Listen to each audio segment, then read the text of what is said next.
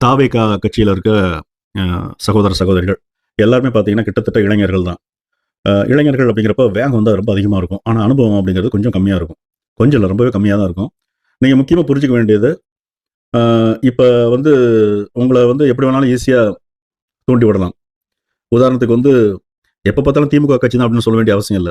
வேற ஏதோ ஒரு கட்சி, வேற ஏதோ ஒரு தீய சக்தியோ, யாரோ ஒருத்தவங்க, சும்மா ஏதோ ஒரு நடிகர் பேர சொல்லி ஒரு 15, 20 பேர் தாவேக்கா இருக்கிற கூட்டத்தில வந்து பார்த்தீங்கன்னா, ஏதோ ஒண்ணு சொல்லி ஒரு சின்ன பிரச்சனைய உண்டு பண்ணா கூட, அது வந்து கட்சிக்கு தான் வந்து ஒரு களங்கத்த உண்டு பண்ணும்.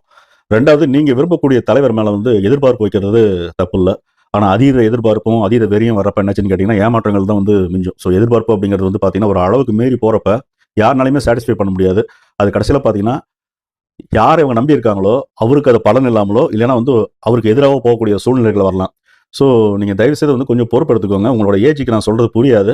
பட் நீங்க விரும்பக்கூடிய தலைவர் வந்து ஒரு நல்ல உச்சத்த அடையணும் அப்படின்னா, நீங்க வந்து கண்டிப்பா கொஞ்சம் பக்குவமா இருக்கணும்.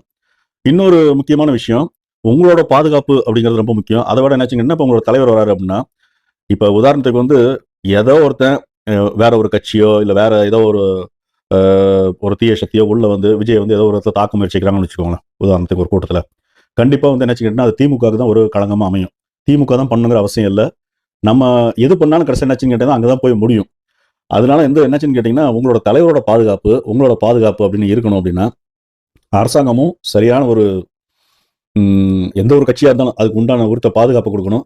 அதே மாரி குறிப்பா பார்த்தீங்க அப்படின்னா, இளைஞர்கள் நீங்க வந்து திரண்டு நிக்கிறப்ப எப்படின்னு கேட்டீங்கன்னா, ரொம்ப உணர்ச்சி வசப்படுறது, எதுக்கு எடுத்தாலும் வந்து உடனே என்னாச்சுன்னு கேட்டீங்கன்னா, ரியாக்ட் பண்றது, அந்த மாரிலாம் இல்லாம, உங்க தலைவர் வரணும். இப்ப விஜய் வந்து அவர் வந்து அடுத்த கட்டத்துக்கு போகணும் அப்படின்னா, நீங்க வந்து பக்குவப்படணும். எப்பவுமே வந்து உணர்ச்சி வசப்பட்ட நிலையிலே பயங்கரமா அப்படியே இருந்தீங்கன்னா, உங்க எதிர்பார்ப்பை யாருனாலயுமே பூர்த்தி பண்ண முடியாது.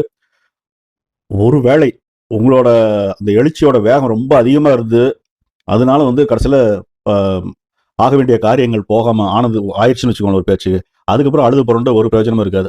ஸோ தயவு செய்து உங்களோட ஏஜுக்கு நீங்க எப்படின்னு கேட்டீங்கன்னா, அதிகமான மெச்சூரிட்டிய வந்து வளர்த்துக்கணும் அப்படிங்கிறது வந்து ஒரு ஒரு தோழனா, ஒரு ஒரு அண்ணனா, ஒரு அன்பான வேண்டுகோள்.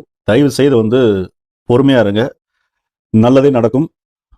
கொஞ்சம் கொஞ்சம் கொஞ்சம் நம்ம வந்து அமைதி காக்கணும். சரிங்களா? Thank you.